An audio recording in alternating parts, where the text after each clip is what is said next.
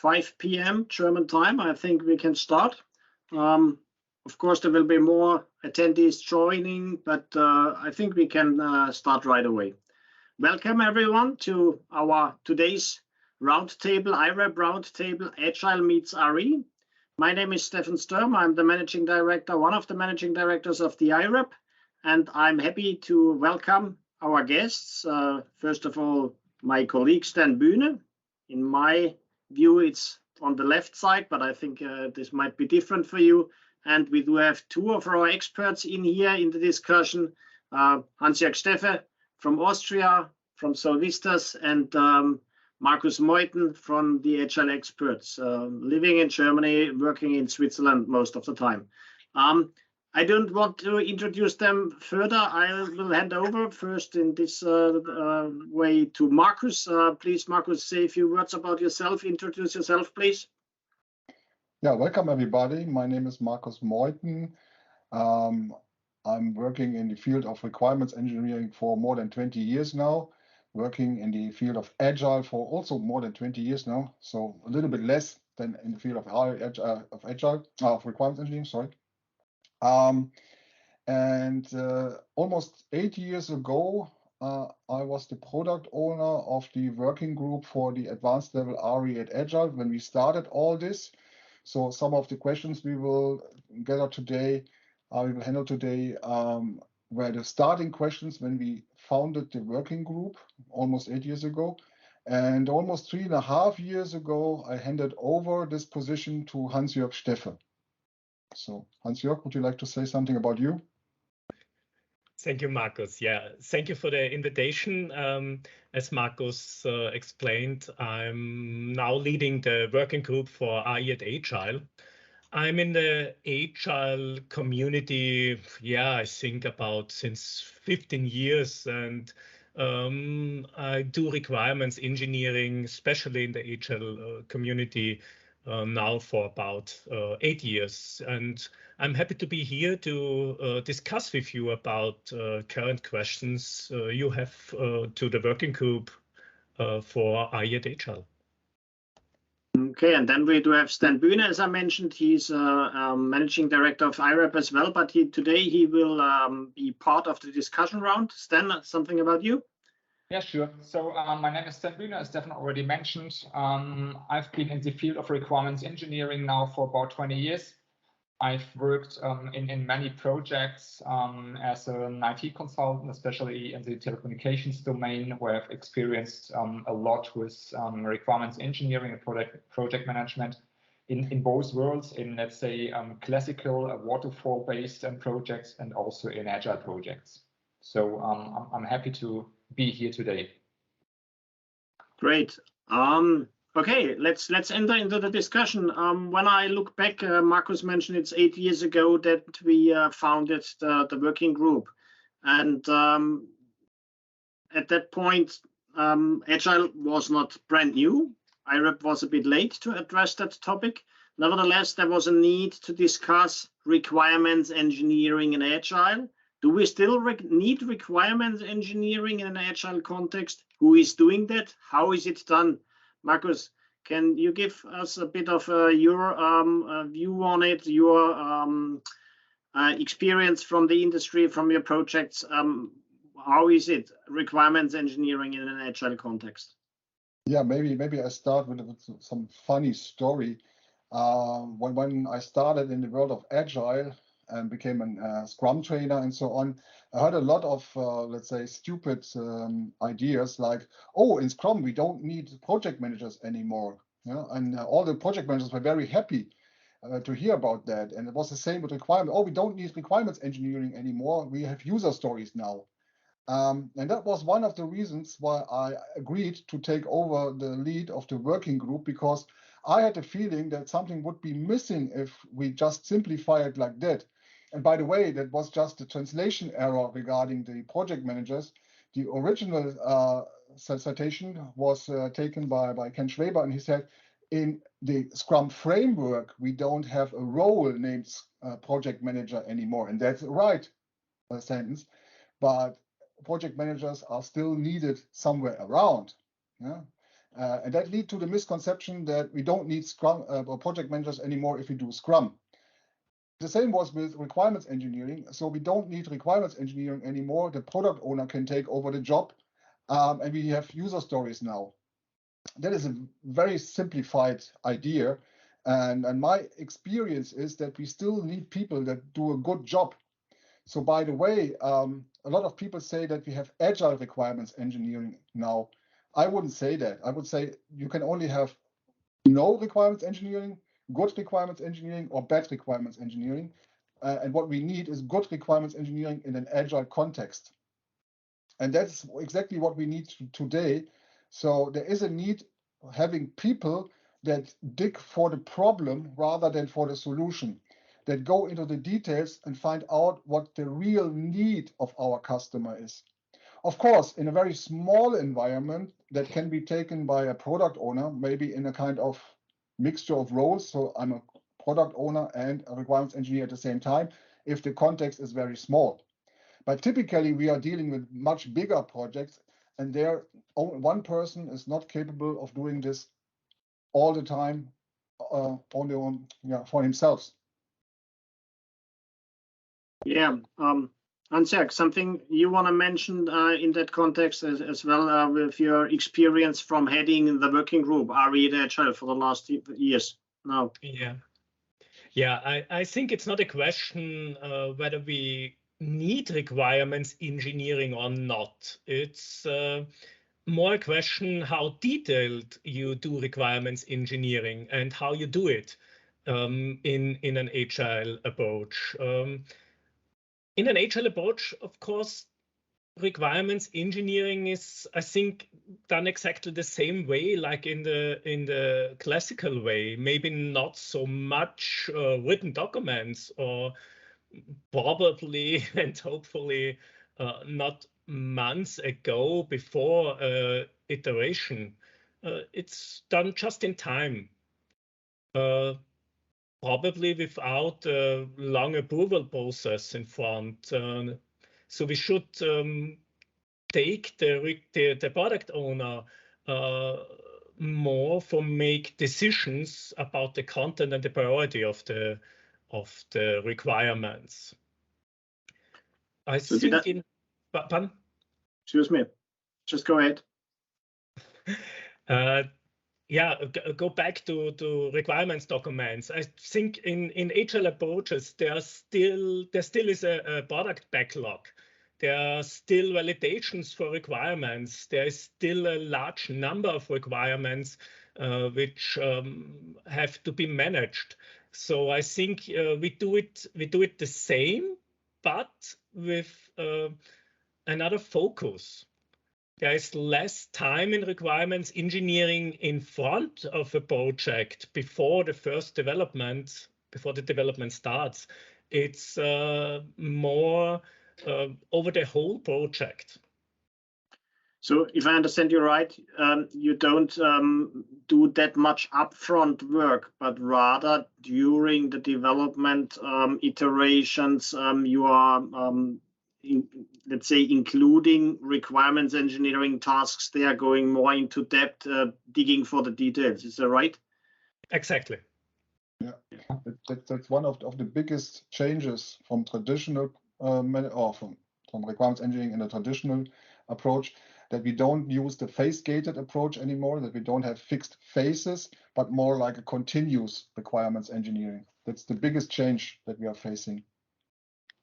Yeah. I think what I've experienced, at least in several projects, let's say, just in the move from more, let's say, waterfall or let's say gateway approach phases to agile, that we have, let's say, smaller iterations. So first we did not do really, let's say, an agile way, but we split up the, let's say, huge problem into smaller problems, into phases, and to let's say really address the topics that are quite important at the moment, and to have this phase-wise approach. But when coming to an agile approach in projects I have experienced, what I've experienced is, at least in the very beginning in a company, when they moved from, let's say, plan-driven to an agile approach, that they thought, hey, requirements engineering is something that we don't need anymore because, let's say, people are sitting together, they are talking together. This is something you have experienced as well. So it was not working. So short story long, but is this something you have experienced in your projects or in your work as well? Yeah, cool. Would you like to start? Sorry.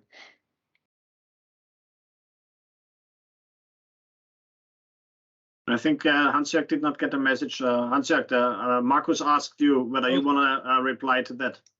Oh, sorry, I haven't heard that. I think requirements engineering will always be done. If this was your question, it's only a question from whom it will be done. If the management says we don't need requirements anymore, they only shift the problem, or let's say more the work to the developers. So but what I wonder is if you are shifting the requirements tasks to the iterations, are you not facing the problem, or isn't there a danger that you are losing the big picture? You know, that I would expect that you at least come with a vision or a clear vision what to do, and then get into the refinements in the iterations, and nevertheless always reflecting back whether you're still working towards your vision, or whether the vision needs to be adopted, or how do you deal with that? This losing the big picture when working on concrete small iteration things. Yeah, that's often sorry, Markus. Yeah. Yeah, well, there is a slight risk that this will happen.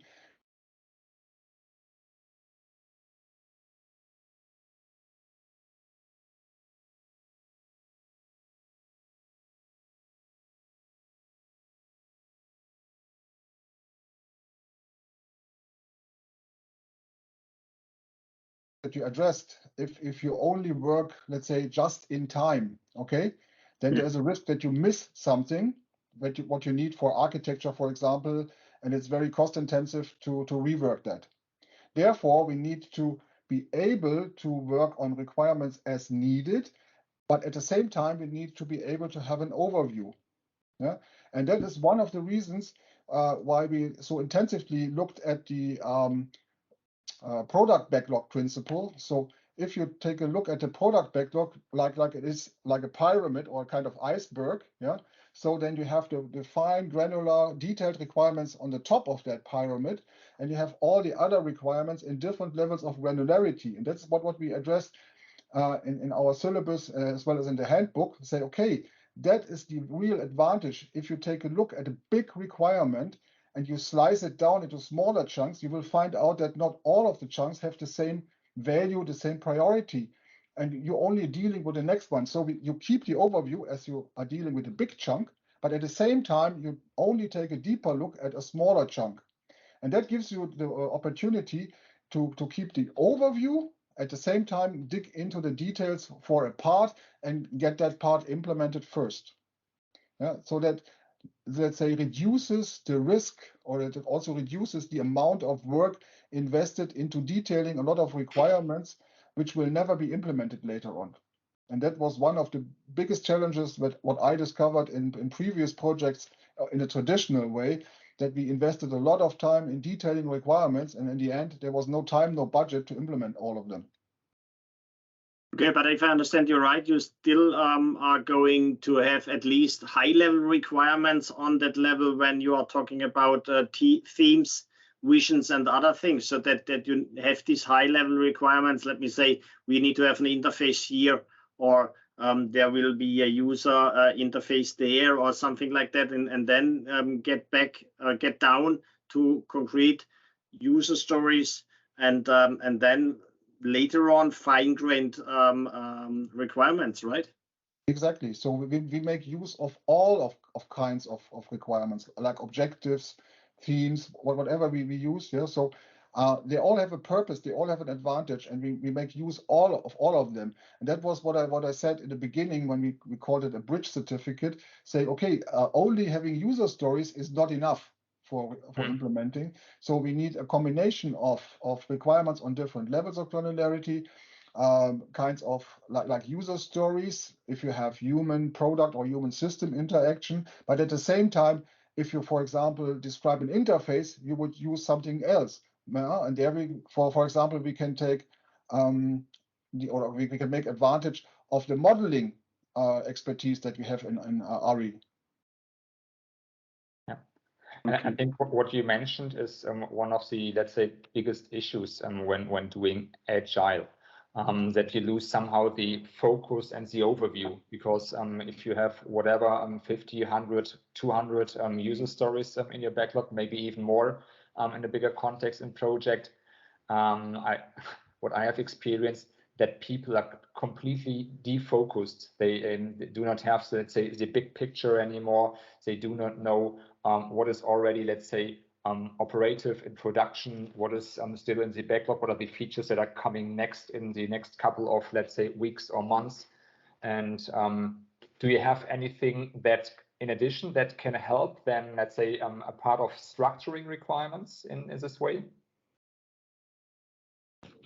Sure, I think you can solve this easily if you use an older approach, let's say from the classical way, end-to-end processes. It's more important in the agility than in the classical way to think in end-to-end processes. Then you can structure your backlog on that, and you do the use case first, which has the highest priority. If you structure your backlog like this, then you don't lose the overview, and you know what your customers will get. So it's something like the, let's say, user story maps that are available. Yeah. Well, yeah, different technology, but same benefit. Same idea. Exactly. So what let's say what we in RE could learn from the Agile perspective was looking at the value. Yeah. What Hans-Jörg said is, if you take a process, you have to what we call the happy day scenario. Yeah. Which should happen, let's say 90-something%. Yeah. All of the cases. But then you have some error cases or diversions or whatever. But what we can learn from Agile, or what we could learn from Agile at that point, was focus on the happy day scenario first. First, implement the kind of process or the type of process that should run 90-something%. Okay, and don't waste time into the special cases. And that was often the time in traditional project management that we focused too much on the special cases first, and we lost a lot of time there. So, and this is what I said, we could learn from each other, and that was one of the good benefits that we could learn from the Agile perspective: focus on the value stream. Isn't there as well something about risk? You know, I always learned requirements engineering, and how much requirements engineering to be done is related to risk as well. How about that? So in my point of view, maybe I'm starting as also in, let's say, in a waterfall or in a plan driven approach. I think also there you do requirements engineering for let's say a purpose. So requirements engineering itself it's not an end in itself. So you do it because you want to do something, you want to create a product. And here as well, you need to think about how much do you want to offer and how detailed do you, let's say, specify your requirements, and how huge is the risk of misinterpretation or, let's say, of ways that a requirement or something could be interpreted during development. This is exactly what I mean. If there's a high risk, that means either high likelihood that something happens or a huge damage, then you should perhaps invest a bit more in requirements engineering. On the other hand, if the risk is low, you could perhaps omit a bit of the requirements engineering and not being detailed. Of course, not upfront. I'm talking about the point in time where you need it. But I think this is always a good measure. If there's a high risk, you should invest more into specifying things and understanding things more in depth. Yeah. I think this is a misunderstanding in agility. It's not forbidden to make details requirements, to create detailed requirements. Yeah.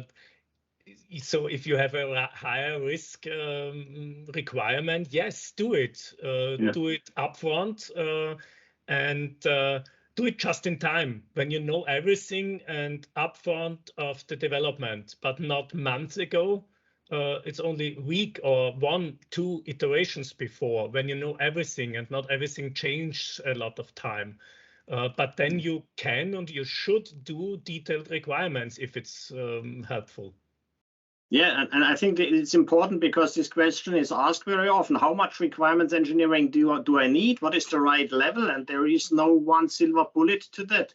It depends on what is the risk to fail and what is the damage if you fail. And that's something which helps you just evaluate the risk, and then you can decide whether to do more in the requirements engineering part, or if you can say, okay, we don't need that because even if it happens, the damage is really low and it doesn't happen very often. Stan? Yeah, absolutely. And I think this is really independent from, let's say, the way you do your projects, if you do this in a plan-driven way or if you do this in an agile way. So it's really about what is the risk of, let's say, of failure or of, let's say, misinterpretation or whatever, when the, let's say, level of detail is not high enough, because I think in both ways you let's say, develop a product. What's most important is the, let's say, way of common understanding, that you have all the same idea what is really desired or required with the product. And maybe in agile teams, it's often a bit, let's say, easier because, let's say, people are working together more closely, mostly. And you can focus on, let's say, the details of a few requirements, not on a ton of requirements, on a, let's say, requirements document of 400 pages. Maybe this is really a benefit from Agile, but this should be answered by the Agile experts. Perhaps we can go into a concrete scenario, because there's a question from the audience. If you know, if I look at a traditional requirements document coming from a customer, which is often part of a contract, or perhaps even on a high level, how do you transfer that to a user story? How do you do the requirements part in order to get to a user story from such a traditional document? You know, this might even be part of the contract. How do you bring that down? Of course, not the whole syllabus, but a few hints on how to do that. Well, yeah, that's a typical situation that we had to face in our projects. So if already the contract is set up and you're getting handed over a first, let's say, requirement specification by the customer, then this is a starting point for our product backlog. Of course, there are already a lot of details in, but what we typically learn and what we experience is that a set of requirements typically has a change rate of 3 to 5% per month. Yeah? So that means if a project which typically took, let's say, 1 to 2 years, let's take it 1 year, make a small one, 12 months, that typically means that 50 to 60% of the requirements will change over the time. And therefore, it's a good idea to take that over from one single requirement into a tool that allows us to handle single requirements, which is the important part. So a tool support that allows us to handle single requirements, to link those requirements, to keep them on different levels of granularity, yeah, to follow the product backlog principle, because then it's much easier to find out what the impact of a change request is, of changing requirements is, as we can never ever develop all requirements at the same time, even not in a traditional project. Yeah, that would be my first approach, and I learned that it was worth the time invested, because then it was much easier for us to handle changing requirements in the end. Yeah? And enrich the specification by additional models and so on. But what is the starting point, Marcus? You know, you get this document from your customer, and you say you transfer it into a requirements tool where you handle all these requirements which you collect out of this document. How do you transfer this to user stories?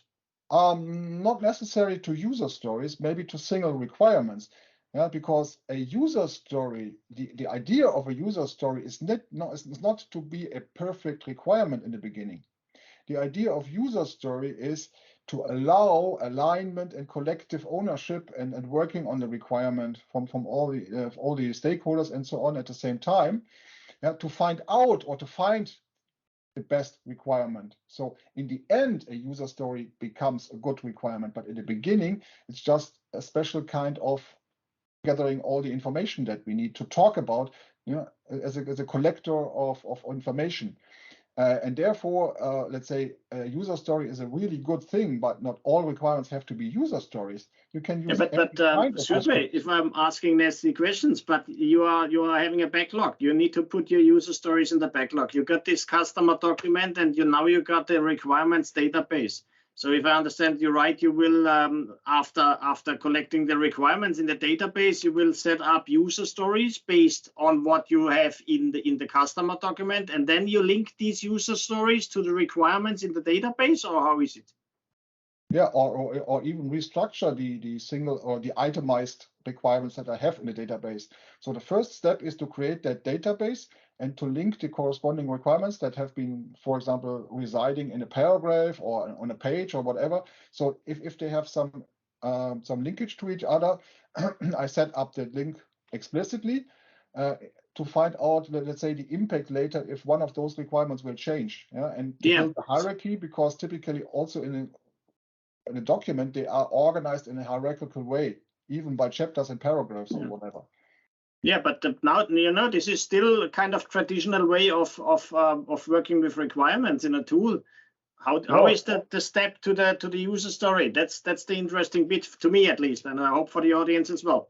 Yeah, well, the next step then is to do what we call the refinement sessions in Agile. So to find out if this is the same, that all people working together, which is Agile, share the same picture on the requirements and the solutions, and then starting to find out what should be implemented first. And then again, Agile comes into place, because we are not doing a 6-month development phase.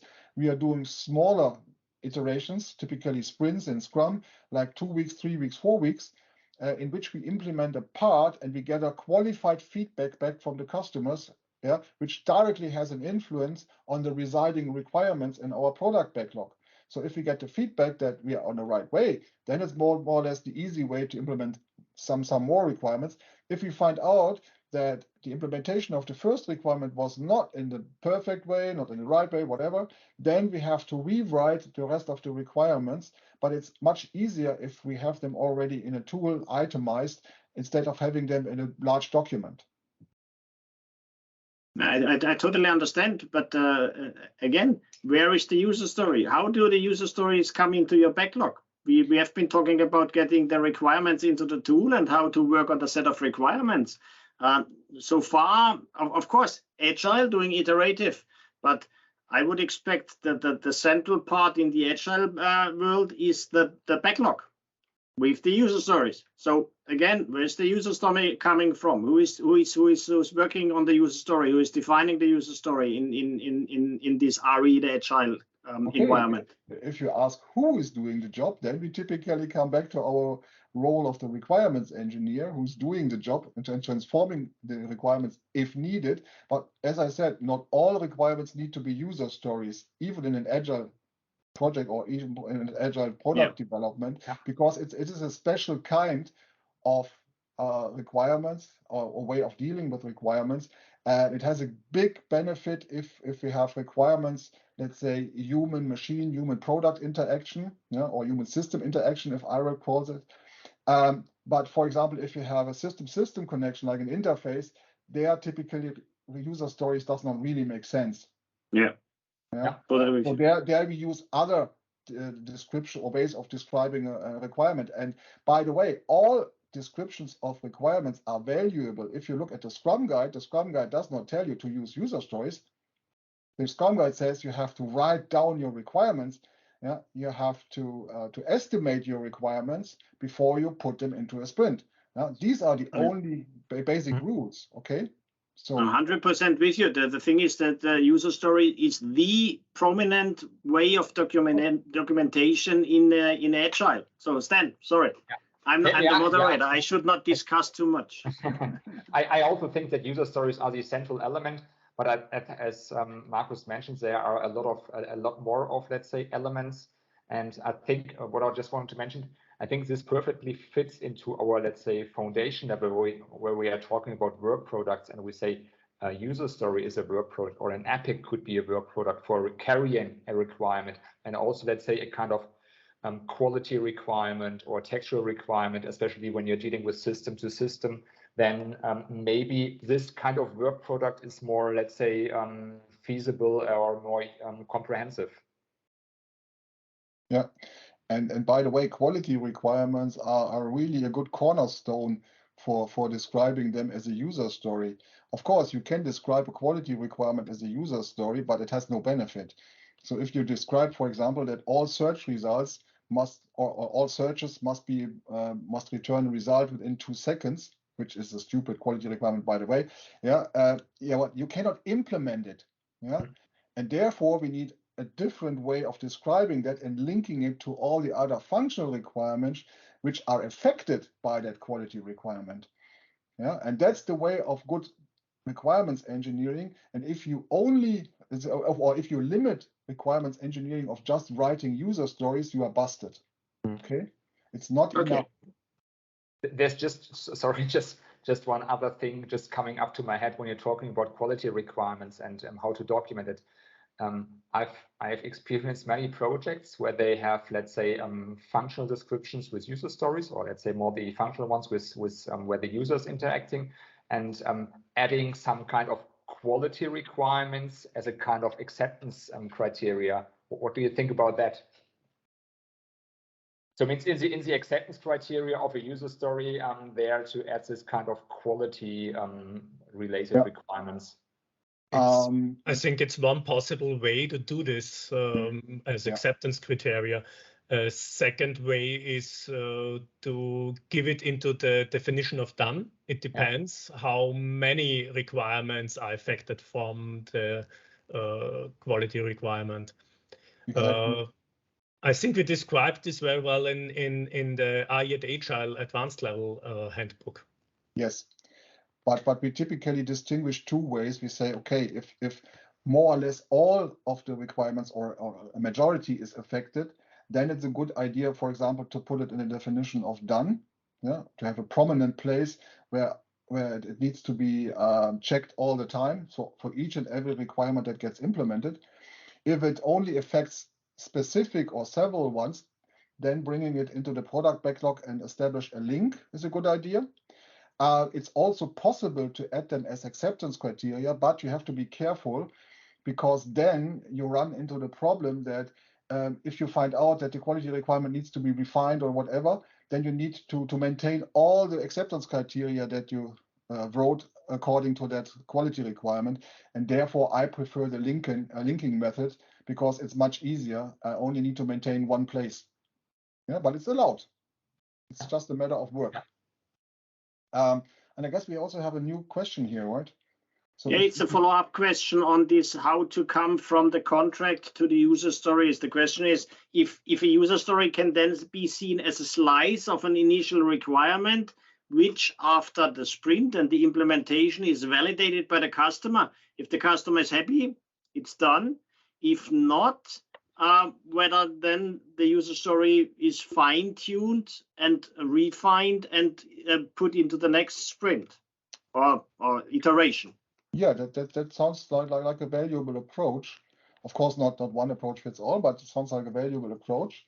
And maybe I can also give you an example, which is not exactly matching, but I typically use it in our trainings. Say, okay, typically each and every IT application has a user management, right? So the typical requirement is we need a user management, for example, in order to implement a need-to-know principle within the application. Okay. Well, if we take that, we would call it like an epic, like, okay, that's a big thing, yeah? We need user management. If we take a deeper look into user management from a flow or process perspective, we can say, okay, if we slice this, it would dig into, let's say, oh, we need to be able to create users, search for a user, display a user, maintain the user, delete the user, and assign roles and rights, right? So one big chunk can be divided into 6 parts, from create user until assign rights. From the value perspective, yeah, the Agilist would say, okay, assigning rights is the most valuable part. Can we implement that first? So if you bring that into refinement session, the developers would say, yeah, well, nice idea, but assigning rights to whom? Oh, yeah, okay, I need to have a user first. So yeah, then we say, okay, in order to be able to assign rights, I need to be able to create a user first. So then this will, let's say, transform the order and say, okay, first create user, second assign rights. And that will be maybe a simple solution for assigning rights and will be replaced by a much better version later, yeah, which typically answers the question here. And then as we dig into one thing like create user, then we come to the user story level, say, okay, as an administrator, I want to be able to set up a new user with the following data and so on. And it comes to the details. And this one will be implemented maybe first. So it's one screen, yeah, with all the data, and you can perform some checks, like an email address is really an email address, yes, no, yeah, and you can store the data. And you present that to the customer. And typically the customer will say, yeah, but I need some more mandatory fields here, some optional fields here. Yeah, you invested just a small bunch of time. Yeah, you have a real good proven case or case to be proven, and then you get qualified feedback. Yeah, you build the next better solution, and the customer says, yes, please follow up. Now I want to see the rights assignment. So the next step is to create the rights assignment. And that's the way how we break down bigger chunks of requirements into smaller pieces, implement them, get qualified feedback. Yeah.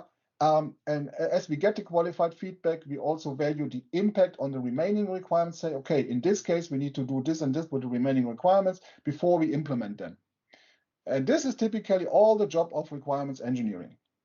I think this answers perfectly the question Hossein has been posting, if that you start with big requirements as epics, and in the refinement you create a user stories. And because if I understand you right, you said we want to have user management, and then you come to this as a user. I want to as an operator, I would say I need to create a user. As a user, I want to assign rights and so on and so forth. So this is exactly the approach. And in between, let's say in my example, I also had some features like functionalities, yeah. So create user, assign rights, delete user, and so on. You can have those level in between, but there's no must, yeah.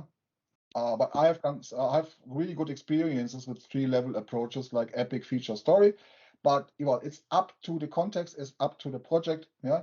So this is what we always say. There is no one-fits-all requirements engineering process. It depends on the product, on the team setup, on the project, whatever. Yeah. So you need to find your setup, and this is what we are teaching in the foundation level and in IREB Agile, how to set up such a process.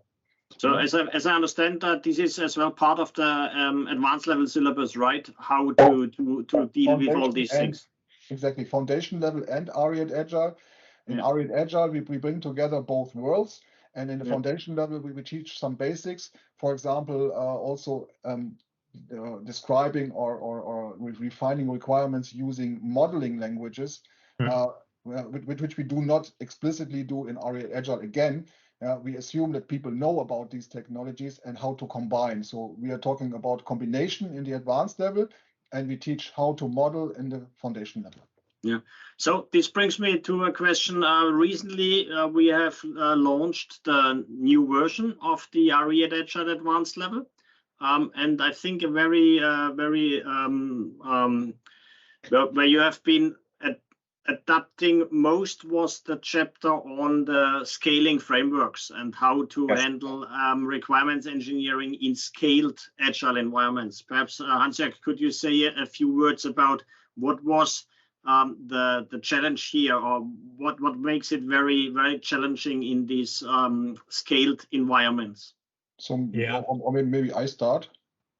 Because I was responsible for the first version, and Hans-Jörg is responsible for the second version now. When we started the advanced level, we had a massive influence from the agile world, from the agile people, and so on. And we did not want to offend anyone. So and unfortunately, only the SAFe framework gave us some more details on requirements engineering, requirements management. They provide a model where they say, okay, they have a structure like epic, capability, feature, user story, and how to use. That was the only framework doing so. But we did not want to offend anyone, so we added all the other frameworks as well, although that they do not have any, let's say, RE content. Yeah, so that was just, let's say, as a tribute to the agile community. But over the years, we found out that this was not the right way. So we got some qualified feedback. And as Hans-Jörg took over, one of the first actions was to rebuild this chapter to what it really needs to be. Yeah. So Hans-Jörg. Yeah, thank you, Markus. Yeah, as you said, we set the focus in chapter 6 more on the requirements part, how to handle a backlog over more than one teams, how to handle the teams itself if you have more than one, and less on the scaling frameworks. So we say a little bit, we wrote a little bit over the scaling frameworks, especially how to handle a backlog, because there are slight differences, but we have to focus more on the teams and the backlog. Yeah, could you perhaps give a sneak preview, because I think this would be interesting in just giving a few examples. How could you do something such scaling approaches with the requirements? Just a few words on real concrete ways of doing so. Examples. You can handle the backlog. To say you always have only one backlog over all teams, and now the specialty is to split this product backlog for the teams.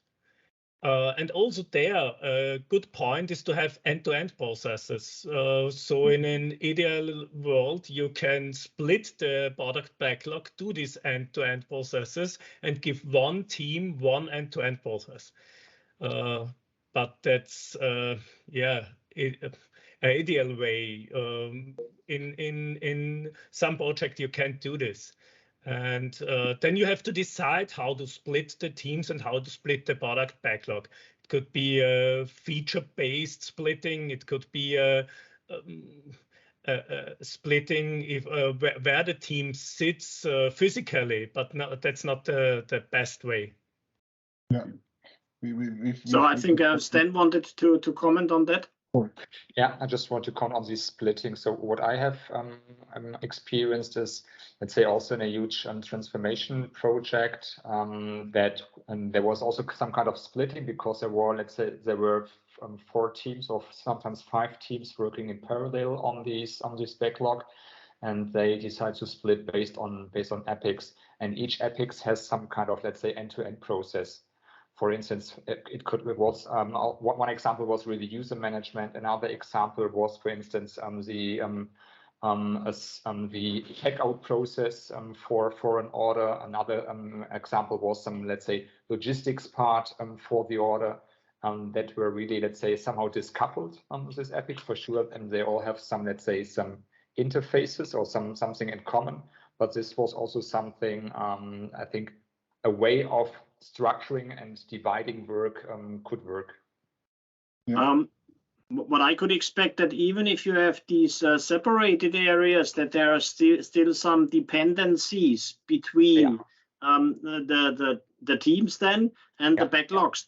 How do you handle that? That you are syncing this, and that you need to make sure that things are developed in the right order, so that one team, depending on the result of another team, is not blocked. Is there specific approaches to that, or is it something you just need to have in mind and take care for it? Is there what we have done, let's say, to handle this problem, because we have also seen during this, let's say, refinement of the epics, that there are some interdependencies to these other streams. And what we have arranged is, let's say, a kind of weekly session between these, let's say, different groups to discuss about, let's say, topics that we have identified that could impact the others. And at least this worked well. I'm not sure if this is something that is really reflected also on, let's say, theoretical basis, but at least in our context, it worked. Yeah, Markus, you wanted to comment on that? Yeah, there are several, let's say, good practices announced by different frameworks that are available in the market, but they share some common ideas. First of all, let's say, we need to avoid a big trap that is known as Conway's observation. Conway's law, a lot of people say, but it's more Conway's observation, that typically companies tend to structure their product backlogs like the organizational structure. So like was it group by group or team by team or so whatever from the business side. But that's typically not the best approach for a product, because the product needs to fit the market, not the organization. And therefore, let's say, one part of our chapter on new chapter 6 is that we identified, let's say, good motivations for scaling, bad motivations. One bad motivation is that I have teams in different locations, and that is why I split my backlog. Yeah, that's not the best idea. But following the value stream approach that Sten already mentioned, so say, okay, I want to have a team that is capable to do one functionality at once. And of course, to minimize the dependencies between the requirements, between the streams. That's what you said, Stefan. And that's typically part of the RE work, to identify those dependencies between requirements that will occur if you have multiple teams, bringing that up to the product owner's knowledge. Say, okay, we have those dependencies, we need to manage those requirements, we need to minimize those dependencies. So typically what we build then is a kind of what I would call a product team consisting of product owners and requirements engineers working, let's say, on one big solution. But every product owner is responsible for a part of the solution. But they need to work together and find out, let's say, what are the dependencies and how they can be limited to a minimum. What is the critical path? And typically that leads to a common practice, having a kind of pre-planning on a higher level. So all product owners, maybe all teams on a higher level for even a longer time period, like up to 10, 12 weeks. Say, okay, we want to do this for the next time frame, and then digging into the team plannings, sprint by sprint again, following the big planning. So the big planning is just a kind of pathfinder. And then we go into the team plannings, and as we find problems, we go back on the higher level and adjust the overall plannings, but all together. And that is, again, a good example of how Agile and requirements can work together and create more benefits than working in a phase-gated approach. When you said all together, you meant all teams. This is the synchronization meetings Sten mentioned, right? Yes, exactly. So then you plan for regular meetings for the synchronization teams, or what do you do there? Yes, they need regular meetings, and it depends. It depends on the size of the development. If it is a smaller development, then it may be enough that maybe product owner, requirements engineers, architects, and some specialists will meet. If you have much bigger instances, typically up to 150 people, something like that, then it would be needed that also the developers will be on site, because all need to share the same understanding on what is the objective for the next probably 3 months. Yeah. So what are we going to build together? And that's very important. Yeah, I If think we this. share the same objective, the same idea, then everyone can contribute easily towards that. Yeah. So Hossein, who has been asking the question before, has submitted a bit more of details how they did it. I think it was more or less what we just described in having some separating things by components and then having some pre-grooming and grooming with the tech leads and C-levels and the refinement of the developers and planning by the team. So then going down to the teams, but syncing on the upper level. He writes that the problem was just having 3 levels: epic, user story, and subtask. But I don't know what the problem was there. I would could imagine that if the teams work on different abstraction levels, then you get into trouble. You need to have the discussion on the same abstraction level, right? Yeah, sometimes even, let's say, if you use Jira in the standard edition or standard setup, then you only have epics, and beneath you have the user stories directly in the subtask. The subtasks belong to the team, and they go very into the detail how to implement. So in this case, typically the feature level in between epic and story is missing. No, I think then this perhaps was the real problem, that they had the standard edition, because he said it's just epic, user story, and subtask. Perhaps they would. It's a licensing problem in Jira. No. It's a setup. It's a setup. It's the standard Jira setup, and some companies cope that by having an additional level on top. They call it initiative, for example. So initiative, epic, user story. I already set up several customers where we put in feature in between. The problem is that Atlassian, as the developing company of Jira, they hard-coded a lot of functionality between epic and user story. And if you build your own structure, you will lose this. You have to rebuild all this reporting capabilities and so on. There's a lot of workflow mechanism in the background. You can do, but you will lose. And that's a pity of that tool, which is one of the problems. But from theoretical approach, it's right to have 3 level requirements, because you need to have something to group from the top. Yeah, so the big chunk, you need some functionality, some process approach in the middle. Yeah, and then you need something for handing over to the development, which typically is the user story level. Yeah. Yeah. As you said, they had a gap between epic and user story because of the standard setup of Jira, which is used by a lot of companies. So the other product is Azure DevOps, for example, which has not the same problem. Okay. So perhaps just have a look at different tools, right? Yes. Unfortunately, Jira has a big range of companies which use it. So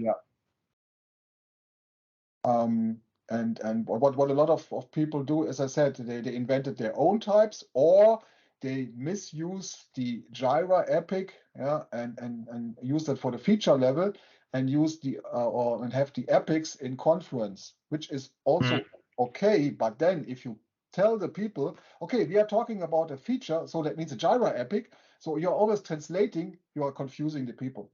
Yeah, from technical perspective, that's okay, because an epic typically does not change that much. So that is something that can be described as a Confluence page, can be linked to a Jira epic, which represents a feature from logical perspective then. It works perfectly, but if you need to explain it to the people, they get confused. It's a kind of hack.